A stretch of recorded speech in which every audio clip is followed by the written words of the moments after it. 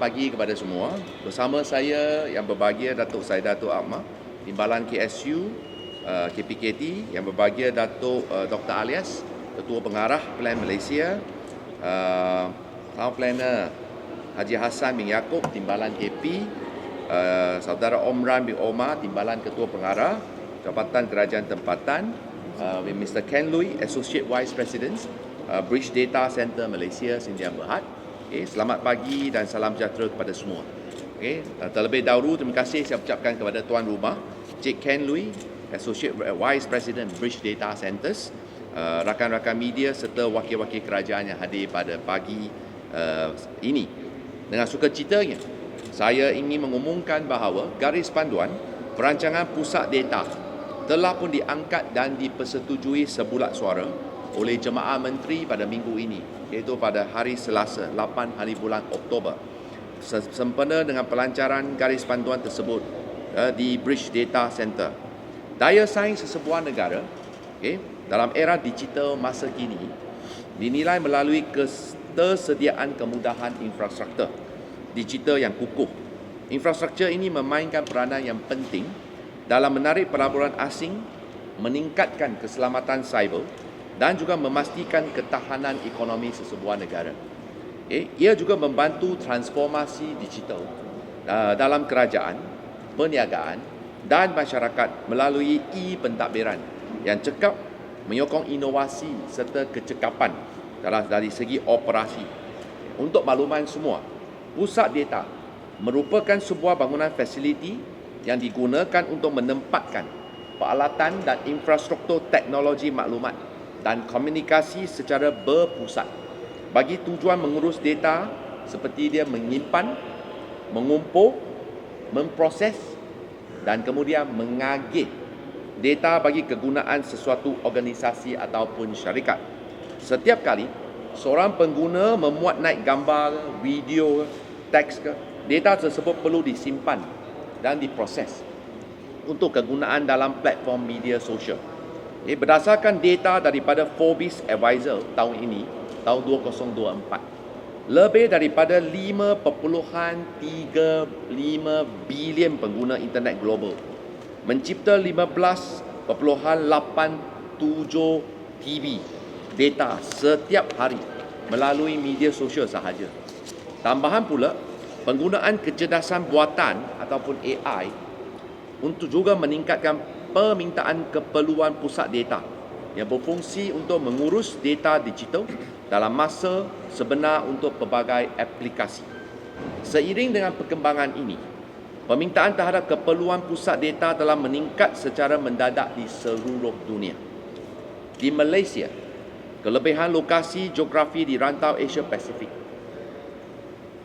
bekalan tenaga yang mencukupi serta peralihan kepada tenaga hijau telah menjadikan negara kita sebagai destinasi utama pelaburan pusat data.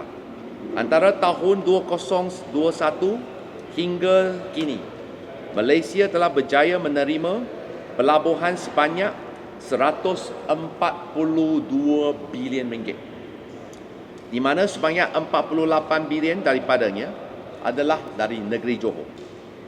Sehingga Mei tahun ini, sebanyak 32 buah pusat data sedang beroperasi di negara ini. Manakala 19 lagi pusat data sedang dalam pembinaan. Sebagaimana kita maklum, Malaysia merupakan destinasi yang terkenal, khususnya dalam kalangan syarikat antarabangsa yang bertaraf dunia seperti Amazon, Microsoft, Google, Nvidia.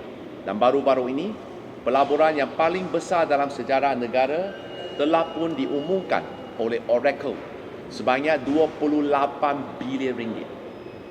Oracle baru-baru ini baru mengumumkan mereka akan melabur 6 bilion US dollars ataupun lebih kurang dengan 28 bilion ringgit. Ini adalah satu pelaburan yang paling besar dalam sejarah negara kita, dan ini menunjukkan di bawah kepimpinan Yang Amat Berhormat Perdana Menteri Datuk Seri Anwar Ibrahim, pelabur-pelabur asing, syarikat-syarikat teknologi bertaraf dunia, menaruh harapan dan keyakinan yang tinggi kepada tanah air kita yang kini boleh menjadi kebanggaan kita.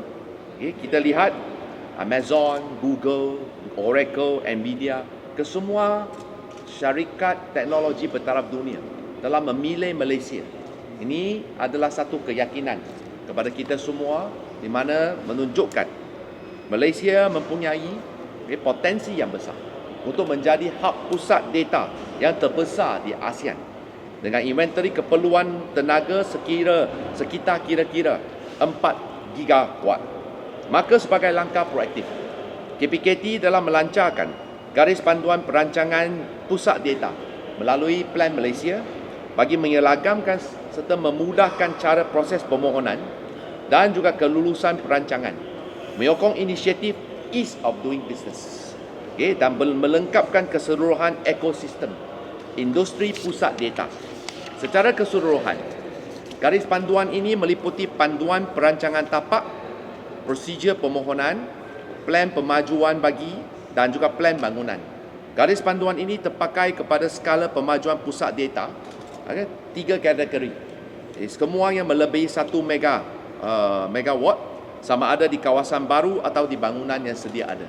Itu 1 megawatt itu pusat data berskala kecil, pusat data berskala sederhana, pusat data berskala besar.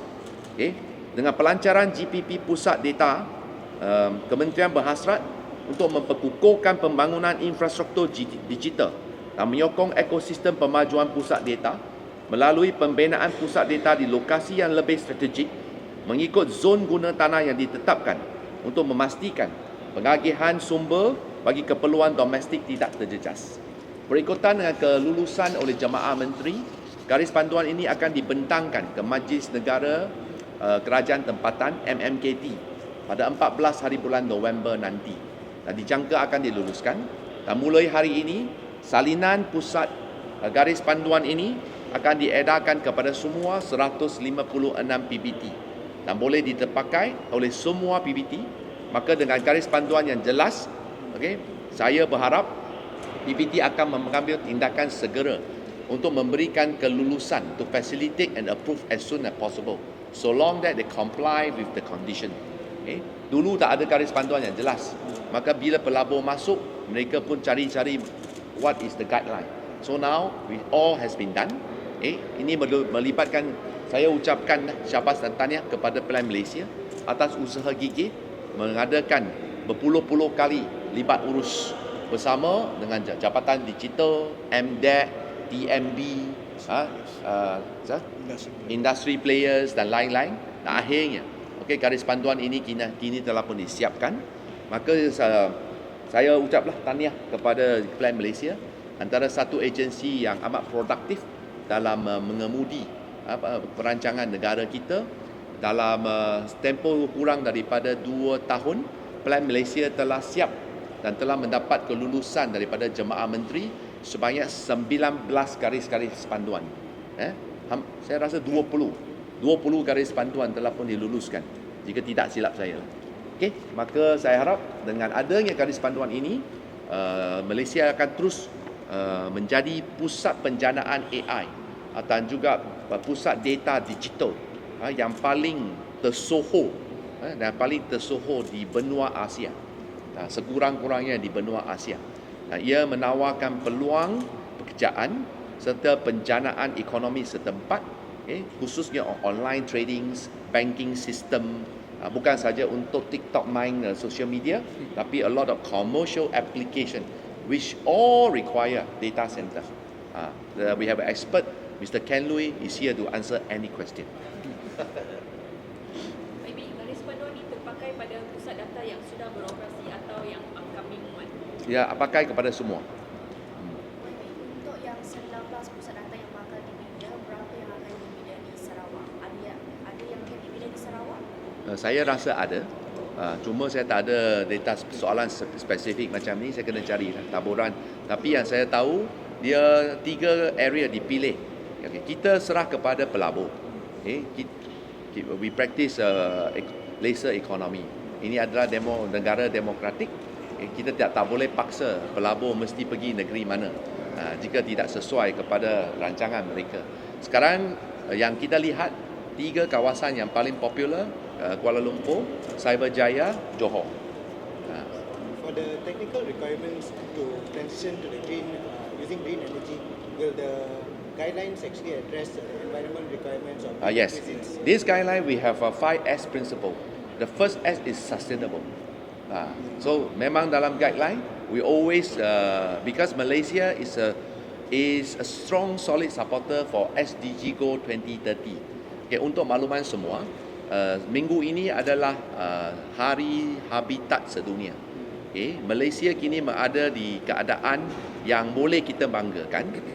We have achieved 43% of SDG goals compared to the global average of 17%. So Malaysia is above the global average. Of course, there are lots of room for improvement, but we are above the global average standard, okay, which is 17%. Malaysia has achieved 43%. Sustainability definitely is one of the key concerns. All right. So we encourage this guideline also encourage people to use renewable energy, and it is very important to propel this country to be the hub for the digital economy. Selaras dengan aspirasi kita to become one of the digital economy powerhouse. Will there be a technical code to be included in the guideline, or technical code already in the guideline to talk about the renewable energy or the power usage effectiveness of the data centers? In general, on the element of green. In general, we don't go to such a detail because it is a guideline. Okay. And then when all the technical specs, right, it is let the engineer, like Ken Lui, he will do the job. Okay. One more question is, with 32 data centers already here, 19 on the way, right? And the guidelines to accommodate and streamline more data centers coming in, will there be like a number of data centers for KPPT or the government to stop the entry of data centers because of space concerns or environmental concerns or anything? We believe there's a huge potential. This is the beginning. We are fortunate that strategically, Malaysia is one of the few countries in ASEAN that have sufficient power reserve. That's why it become one of the favorite spots of the investors. Of course, we will monitor it closely to ensure that our power reserve, our priority is still the people's well-being. Okay, the power reserve priority is for industry and also housing. Okay. Then only for other sectors. So industry and housing is the 2 pillars that is always our top priority. Okay. Other power reserve, we have to give priority to this. For instance, if I have built the whole block of condominium and there's no power, orang tak boleh pindah masuk. Kan? Sebab itu sektor perumahan dan industri sentiasa menjadi keutamaan. But since we have surplus, of course we want to maximize or monetize the potential. Alright? So ada lagi apa-apa soalan? Tak ada. 142 billion.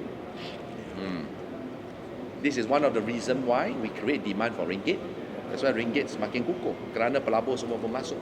This is one of the many factors. Alright? Okay, thank you very much. Okay.